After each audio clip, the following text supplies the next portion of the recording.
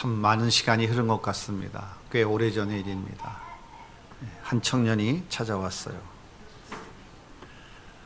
목사님, 제가 오랫동안 마음에 품었던 자매에게 연락이 와서 만났습니다. 10년 만에 드디어 희망이 보이는 것 같습니다.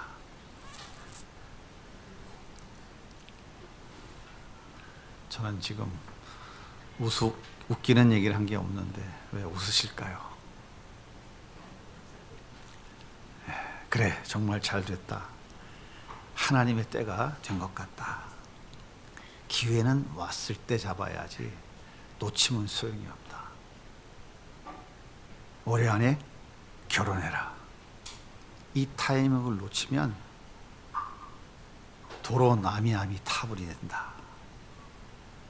꼭 명심히 말하고 일러서 보냈습니다. 그리고 며칠 뒤에 이 청년이 다시 찾아왔어요. 목사님, 인근의 예식장을 싹 다 뒤졌는데 자리가 없습니다. 그런데 딱 한 자리가 있네요.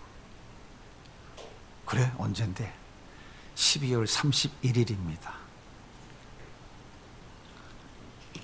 오케이, 그럼 됐어. 지금 당장 가서 계약서 쓰고 와. 이 청년은 자매와 함께 달려가서 계약서에 도장을 찍었습니다. 그렇게 예식장을 잡고 웨딩 사진 찍고 청첩장 만들고 신혼여행 일정 잡고 3개월 만에 결혼식을 올렸어요. 그리고 지금 잘 살고 있습니다. 참고로 애는 셋을 낳았어요.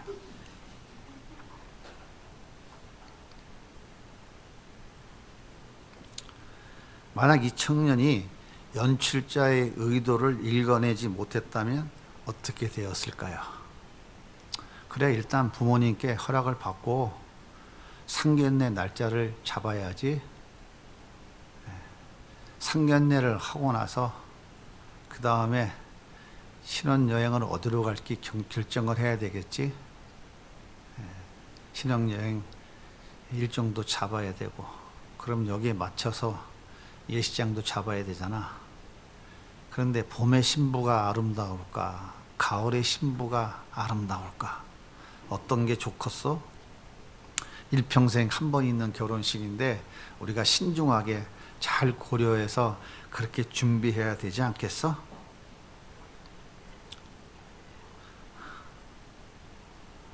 만약 이렇게 어영부영하고 있었다면 자매가 뭐라고 했을까요? 10년을 기다렸다고? 그런데 이렇게 한가해? 네 말 믿을 수 있겠니? 그럼 그렇지. 됐어. 그렇게 떠나지 않았을까요? 자매가 속마음을 살짝 보여주니까 이 청년의 반응은 정광석화와 같았습니다. 우리 결혼하자. 올해 안에 결혼하자. 예식장이 12월 31일밖에 없단다. 이것저것 따질 거 뭐가 있어? 난 지난 10년을 기다리는데 뭘 더 확인이 필요해. 난 너 없으면 못 살아. 그렇게 밀어붙일 때 이 자매는 어떤 생각을 했을까요? 아, 이 남자가 나를 진짜 사랑하는구나. 지난 10년 동안 나를 정말 기다렸던 것 같아.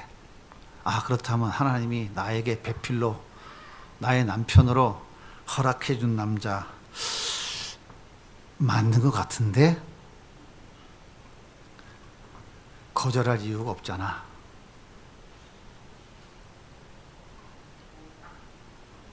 만약 이 청년과 자매가 연출자의 의도를 몰랐다면 어떻게 되었을까요? 왜 이렇게 서둘러? 무슨 문제 있는 거 아니야? 혹시 뭔가 감춘 것 아닐까? 오해가 오해를 낳고 오해가 원망과 불신으로 커져서 모든 관계가 깨어지고 말았을 것입니다. 팡파르는 없었고 믿음의 복된 가정을 이루지 못했을 것입니다. 예수님께서 제자들에게 갈릴리 건너편으로 가라고 재촉하셨어요. 그런데 얼마 지나지 않아 거센 바람이 불기 시작했고 죽음의 그림자가 배 안에 가득했습니다. 이때 주님이 찾아오셨어요. 맑은 하늘, 잔잔한 바다에 갑자기 불어온 광풍은 우연이었을까요? 캄캄한 밤에 거센 파도가 울렁이는 물 위를 걸어온 것은 우연일까요? 우연이 아니라면 예수님의 의도된 연출이 아니었을까요? 제자들은 예수님의 의도를 알았을까요? 혹시 오해하고 있는 건 아니었을까요? 하나님은 에덴 동산에 선악을 알게 하는 나무를 세워 놓으셨습니다. 우연일까요? 아무 생각 없이 만들었을까요? 아니면 의도된 연출이었을까요? 하나님 선악과를 따먹으면 반드시 죽는다고 경고하셨습니다. 왜 경고를 했을까요? 처음부터 만들지 않았으면 됐지 왜 만들어 놓고 무섭게 경고를 하셨을까요? 실수로 만드셨기 때문에 먹지 말라고 그렇게 하셨던 것일까요? 아니면 뭔가 의도가 있는 계획된 연출이었을까요? 하나님은 실수가 없는 분입니다. 하나님의 사전에 우연이라는 단어는 없습니다. 그렇다면 선악과는 우연이 아니라 의도된 연출이 분명해요. 그렇다면 하나님의 의도는 무엇이었을까요? 하나님은 아담과 하와와 함께 영원토록 풍성한 삶, 행복한 삶을 누리길 원하셨습니다. 그런데 이 삶을 누리기 위해서는 반드시 지켜야 될 한 가지 조건이 있어요. 그 조건은 무엇이냐면 하나님 말씀 안에 있는 것입니다. 다시 말하면 하나님의 품 안에 있는 거예요. 아담아 하와야, 말씀을 버리면 에덴에서 누릴 수 있는 모든 안식은 다 없어진다. 말씀이신 예수님을 떠나면 내가 누리던 풍성한 삶은 모두 상실해버려. 그러니까 말씀 버리면 안 된다. 내 품을 떠나면 안 된다. 알았지? 꼭 명심해라. 이것이 하나님의 의도였어요. 그런데 아담과 하와는 하나님의 의도를 몰랐습니다. 그래서 오해했어요. 우리가 하나님같이 될 수 있는 길을 사단에 차단하려고 하려고 만들었잖아. 진정한 행복은 에덴의 왕이 아니라 만왕의 왕이 되어야만 가능한 거잖아. 그런데 내가 만왕의 왕이 되는 길을 사전에 차단해 놓은 거잖아. 아, 정말 성질나네. 사랑한다면서 이럴 수가 있어? 아담과 하와는 오해를 넘어 원망하기 시작했습니다. 그리고 그 원망은 자기 중심적인 생각에 빠지게 되었고 결국은 죽음의 길로 들어서고 말았어요. 하나님의 의도를 몰랐던 아담과 하와는 스스로 어리석은 연출자가 되어 영원한 자기 행복을 영원한 저주로 바꾸고 말았습니다. 하나님의 의도를 모르는 것, 하나님의 의도를 깨닫지 못하는 것, 그게 바로 죄예요. 왜 죄냐면 하나님의 의도를 깨닫지 못하면 전부 자기 중심적 생각에 빠지게 됩니다. 그러면 하나님과 관계없이 자기 스스로가 자기 인생의 연출자가 되어서 멋지고 화려한 인생을 구현해 나갑니다. 그런데 그 길이 멸망의 길이고 저주의 길인 거예요. 제자들의 손에 들려있는 것은 보리떡 5개, 물고기 2마리가 전부였습니다.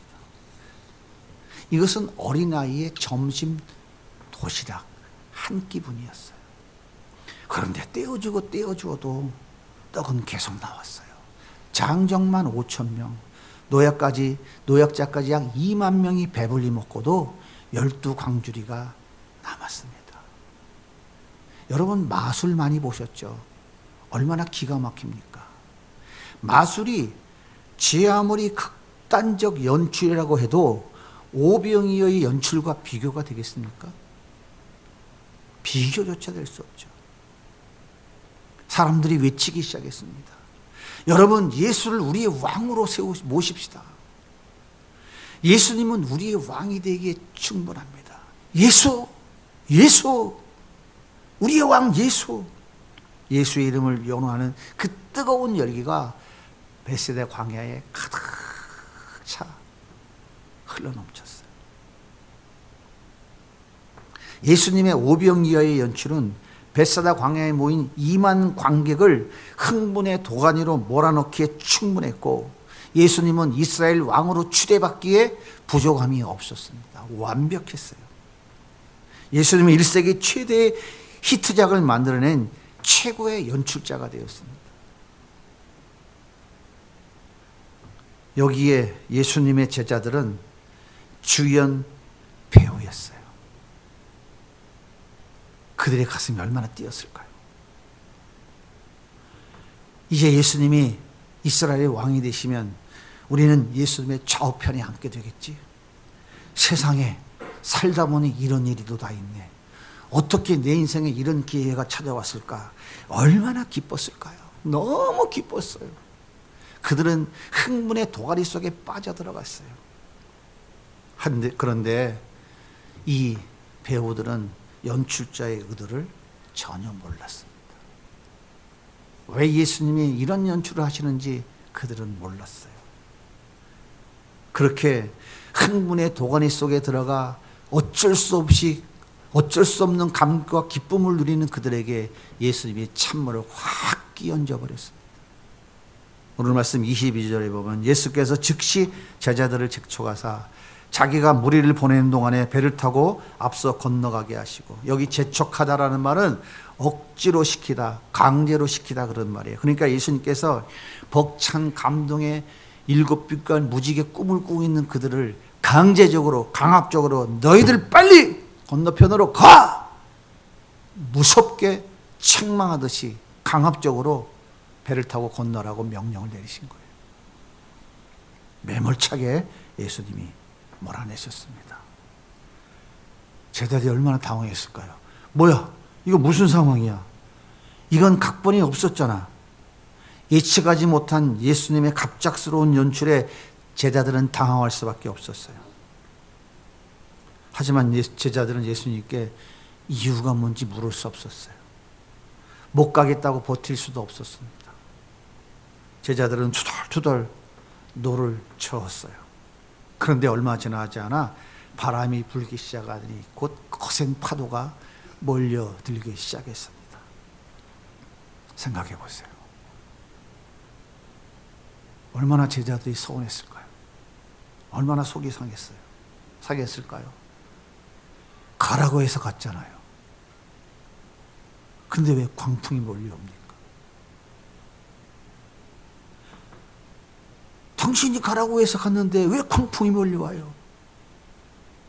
가서 죽으라고 우리를 바닷속에 집어 던진 거잖아요. 제자들은 오해하지 않았을까요? 그 죽음 앞에서 예수님이 얼마나 원망했을까요? 이때 예수님은 무엇을 하고 계셨을까요? 동일한 사건을 기록하고 있는 마가복음 6장 47절을 우리 같이 한번 읽어보겠습니다. 시작. 저물매 배는 바다 가운데 있고 제자들이 힘겹게 노 젓는 것을 보시고, 역시 경험 많은 베드로가 제일이구만. 잘하고 있네. 저 요한 녀석 좀 봐. 저거 여전히 어린애처럼 징징거리고 있구만. 저거. 예수님은 산 위에서 뒷짐을 지고 이렇게 쳐다보고 계셨다고요. 그 말씀을 하고 있는 거예요. 지금. 예수님 도대체 너무하시는 거 아니에요? 자기가 가라고 야단쳐서 보냈는데 광풍이 불었어. 그래 지금 다 죽어가고 있는데 뒷짐지고 구경하고 있어. 얼마나 뒷짐지고 구경했을까요? 마태복음 오늘 말씀 25절에 보세요. 밤사경에 예수께서 바다 위로 걸어서 제자들에게 오시니, 유대인의 시간으로 밤사경은 새벽 3시에서 6시 사이입니다. 해질녘에 제자들이 출발했어요. 그리고 예수님이 밤 사경 새벽 3시에서 6시 사이에 찾아갔으니까 적어도 9시간에서 많게는 12시간을 풍랑 속에서 온갖 고난과 고통을 당하며 더 이상 어떻게 해볼 수 없는 죽음의 공포 속에서 지금 헤매고 있는 거예요. 예수님은 이렇게 그들을 방치해 놓고 산 위에서 물끄러미 쳐다보고 계셨던 거예요. 그러면 12시간 사투를 벌였던 이 제자들은 어떤 상태였을까요? 경험 많은 어부들이라 할지라도 그 풍랑 속에 12시간 사투를 벌렸으면 체력은 다 소진됐어요. 죽음의 공포가 강하게 밀려오지 않았을까요? 아마도 제자들은 죽음을 현실로 받아들이지 않았을까 싶어요. 자, 이런 극단적 상황에서 예수님은 제자들을 찾아가셨습니다. 그런데 배를 타고 간 게 아니라 물 위를 걸어가셨어요. 여러분 생각해 보세요. 새벽 3시에서 해 뜨기 동트기 전 6시 사이에 어둠이 가장 짙은 시간이잖아요. 그런데 그 갈릴리 바다는 지금 거진 풍랑이 지금 몰려와서 파도가 그냥 뒤집어지고 있는 상황이에요. 앞은 전혀 보이지 않는 칠흑 같은 그 시간에 예수님이 물 위를 걸어서 지금 오신 거예요. 이건 무슨 연출일까요? 제자들은 유령이 나타났다고 놀라서 소리 지릅니다. 26절 보세요. 제자들이 그가 바다 위로 걸어오심을 보고 놀라 유령이라 하며 무서워 소리 지르거든. 그렇지 않아도 이제 우리는 죽어야 된다라고 하는 절망감 가운데 빠져있는 그들에게 우리를 데려갈 저승사자가 나타났으니 얼마나 두려웠겠어요.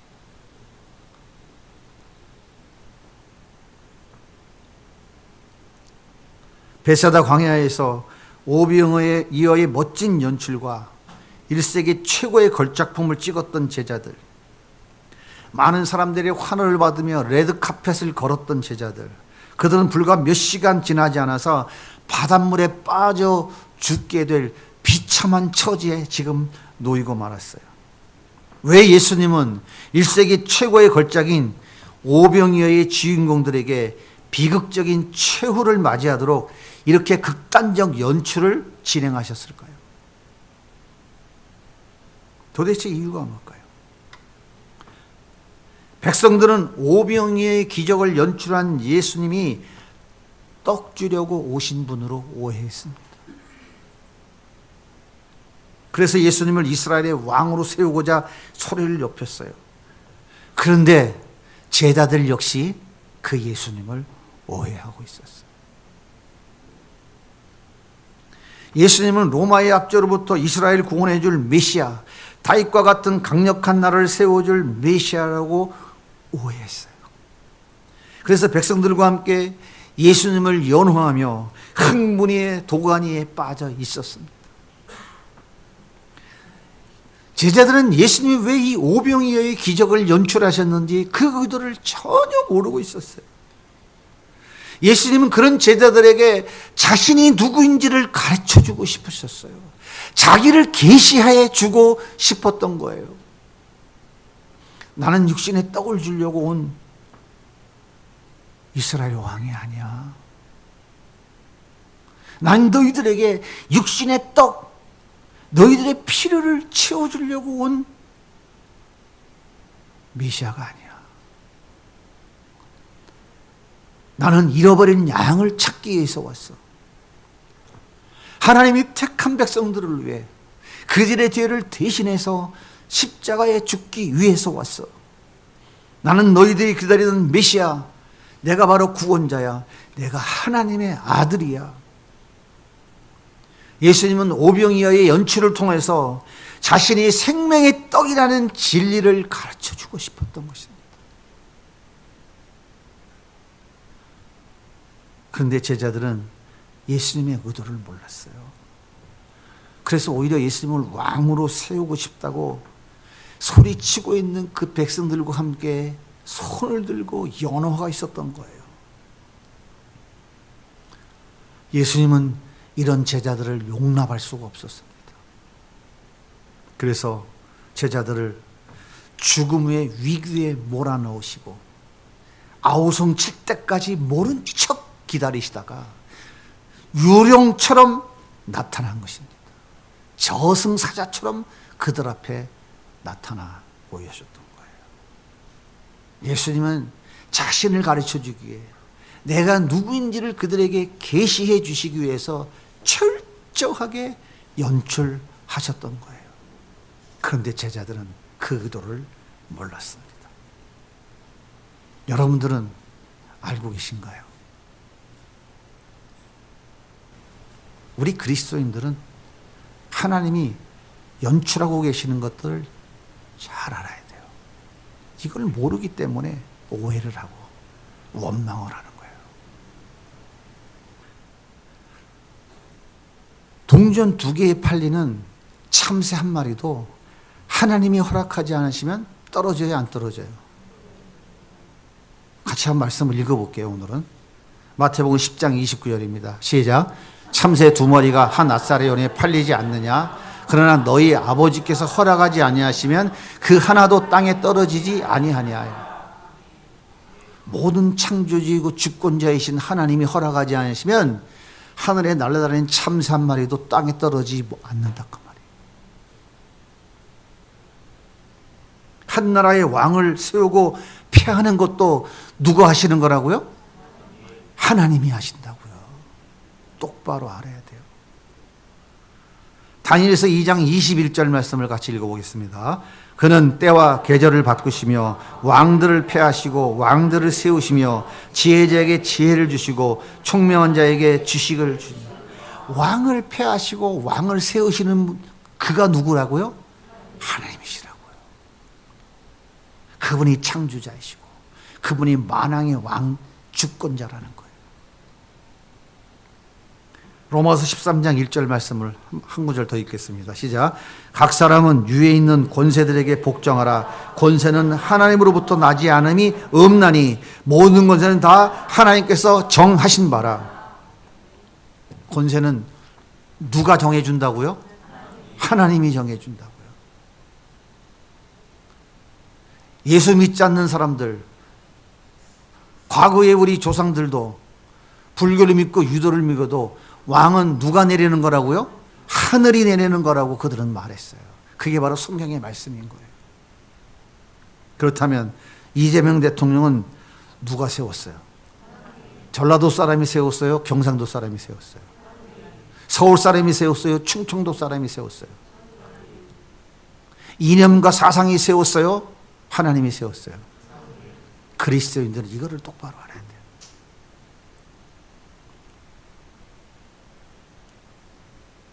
여러분은 어떻게 생각하는지 모르지만 저는 100% 하나님이 세우셨다고 인정하고 동의합니다. 이것이 바로 하나님의 의도된 연출인 거예요. 그렇다면 왜 이렇게 연출하셨을까요? 그 의도가 뭘까요? 하나님을 인정하지 않는 무신론자, 차별금지법을 찬성하는 사람을 대통령으로 세우신 하나님의 의도가 도대체 뭐냐고요? 하나님은 하나님을 버린 자기 백성들에게 회초리를 드신 거예요. 몽둥이를 드셨다고. 하나님을 버리고 세상과 더불어 먹고 마시는 하나님의 자녀들에게 강력한 회초리를 보여주시면서 정신 차리고 돌아오라고 경고하고 계신 거예요. 이것이 하나님의 의도입니다. 아이고, 그게 나와 무슨 상관이 있어? 이게 안 보이는데. 이렇게 하나님이 하늘에 구름을 띄워 불기둥과 구름기둥을 띄워서 하나님이 이렇게 인도하고 계신다는 걸 선명히 보여주는 것도 못 믿는데 내 삶에 하나님의 연출하시고 섭리하시는 것을 내가 알겠느냐고요. 깨닫기는 하겠느냐고요.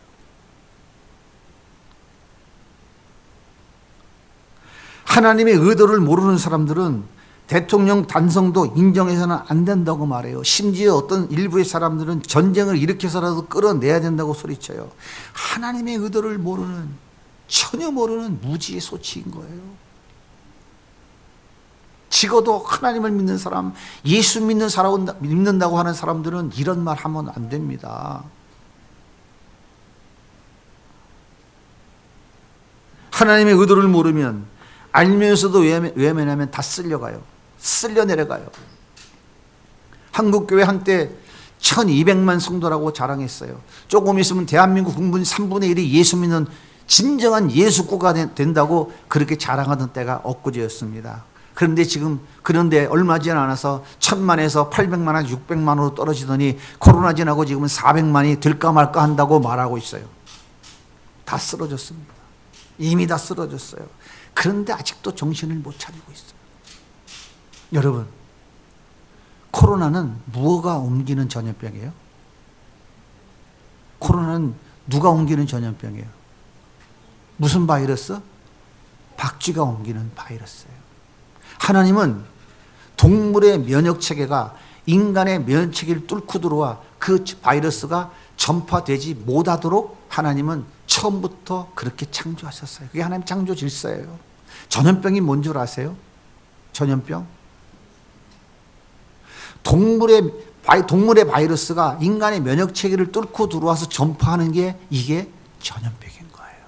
중세 시대에 뭐가 옮겼어요? 흑사병? 쥐가 옮겼잖아요. 쥐 바이러스가 인간의 몸에 전염되어져서 하룻밤 자고 나면 도시 하나씩 없어졌잖아요. 도시 하나씩. 왜 그랬어요?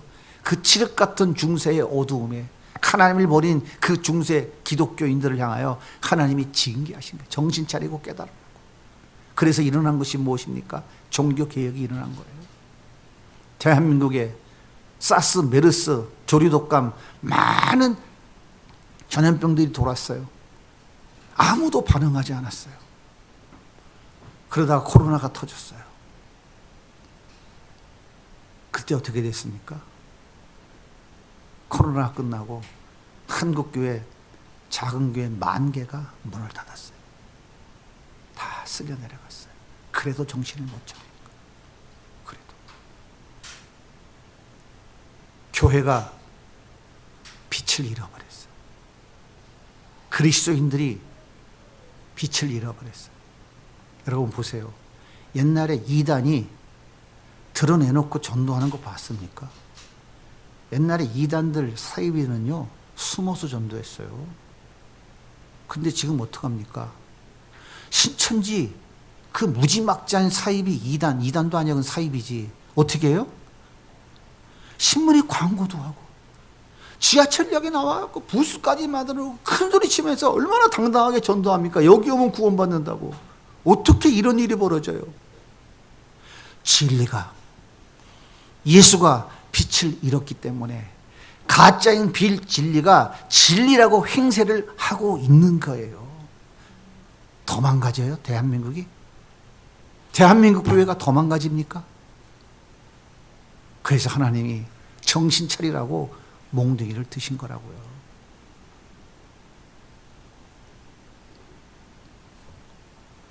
하나님이 대한민국의 교회를 이재명 대통령이 때리는 게 아니고 하나님이 세우신 도구인 이재명 대통령을 통해서 하나님이 때리신다 이 말이에요.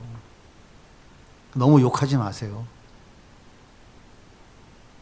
욕이 나오려고 그러면 회개하셔야 돼요. 한국교회는. 맨날 보잖아요. 텔레비에서. 볼 때마다 회개해야 된다고요.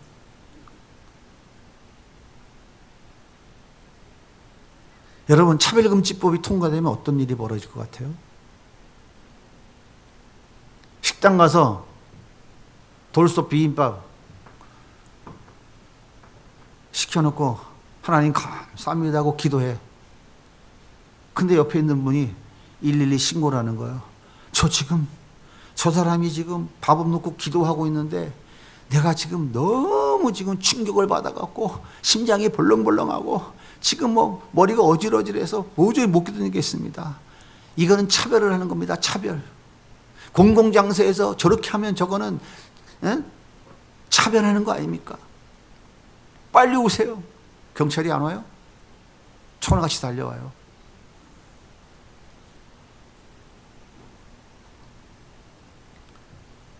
저 사람 빨리 처벌해 주세요. 그러면 어떻게 해야 돼요? 벌금 내거나 거부하면 연행당에 조사받아야 돼요. 이때 이렇게 하면 됩니다. 저 기도한 것이 아니라 갑자기 머리가 아파서 눈 감고 혼자 그냥 저만의 주문을 주렁주렁 이렇게 외우면서 그냥 명상하고 마음 가라앉히고 있었던 겁니다. 아, 오해하지 마세요. 베드로처럼 부인하면 해결됩니다. 저 목사님 오늘따라 왜 이렇게 농담을 진하게 하시나 이렇게 생각이 드세요?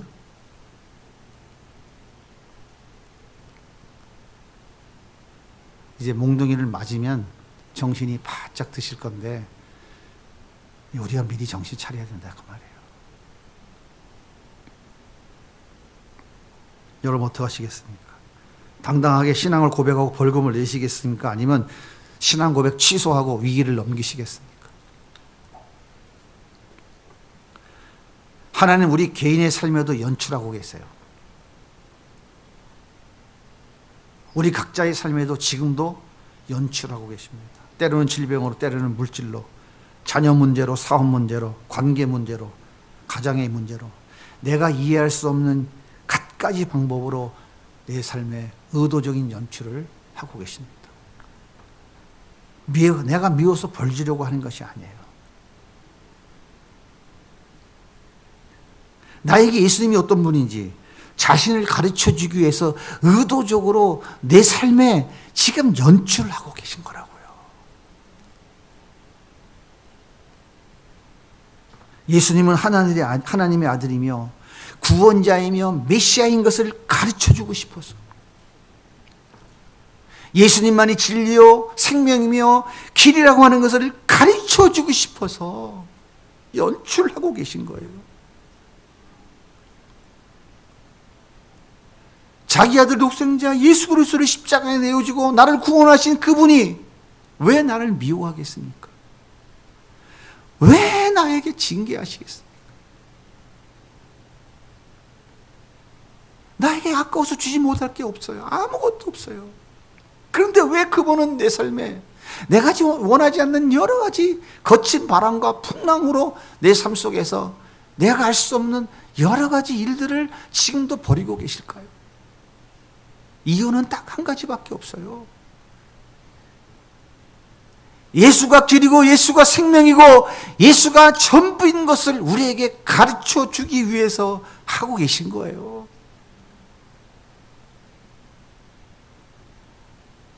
저승사자처럼 찾아오신 예수님이 뭐라고 말씀하십니까?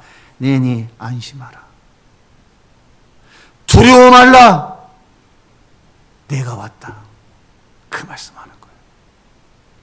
무슨 말입니까? 내가 오병이어의 연출자야. 내가 메시아야. 내가 구원자야. 내가 하나님의 아들이야. 내가 바람과 바다를 창조한 창조주 하나님이야. 알겠니? 알겠어? 믿을 수 있겠어? 믿으면 죽지 않아. 네가 믿으면 안심해도 돼. 그렇게 말씀하고 계신 거예요. 사랑하는 여러분, 예수님은 지금 우리에게 내니 안심하라 말씀하고 계십니다. 두려워 말라. 내가 너와 함께 하니라.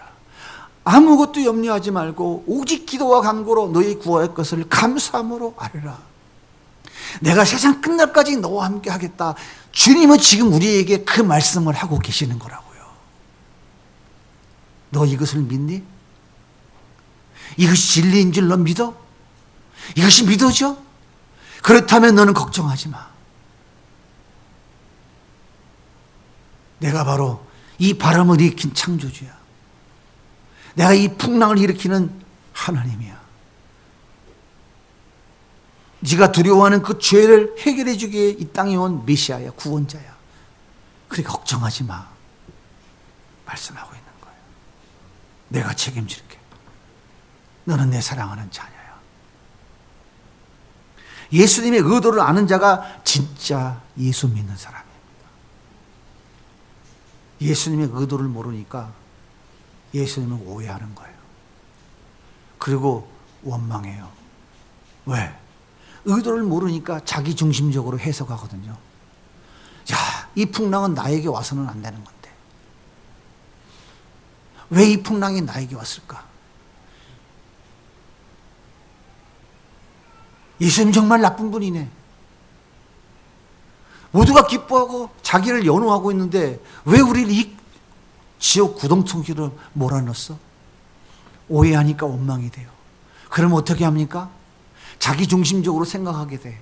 그럼 어떻게 행동해요? 내 생각이 옳다고 자기가 스스로 자기 인생의 연출자가 되어져서 화려하게 멋진 인생을 살아보겠다고 행동하기 시작하는 거예요. 그 길이 어떤 길이라고요? 멸망의 길이라고요. 그 길이 저주의 길이라고요. 예수님의 의도를 아는 자가 진짜 예수 믿는 사람입니다. 진짜 예수 믿는 사람은 예수님의 말씀을 믿는 사람이에요. 예수님의 의도를 아는 자가 진짜 예수를 따르는 제자입니다. 예수님의 말씀을 믿는 자, 내니 안심하라, 이 한마디를 믿는 자, 내니 안심하라, 그 말씀을 붙잡는 자, 그 말씀을 믿어지게 하고 그 말씀을 깨달아지기 위해서 연출하신 그 예수님, 그 예수님을 붙잡는 자가 진정한 승리자가 되는 거예요. 이 땅의 삶은 잠시 있다 끝납니다. 풍랑은 영원한 게 아니에요. 잠시 후에 끝납니다. 그 후에 우리는 그 예수님을 붙잡고 진정한 영원한 삶을 누릴 것인지 아니면 모든 것이 실패로 끝날 것인지, 내니 안심하라고 하시는 그 예수님의 말씀을 붙잡고 끝까지 승리하는 우리 성도님들이 다 되기를 예수님의 이름으로 소원합니다.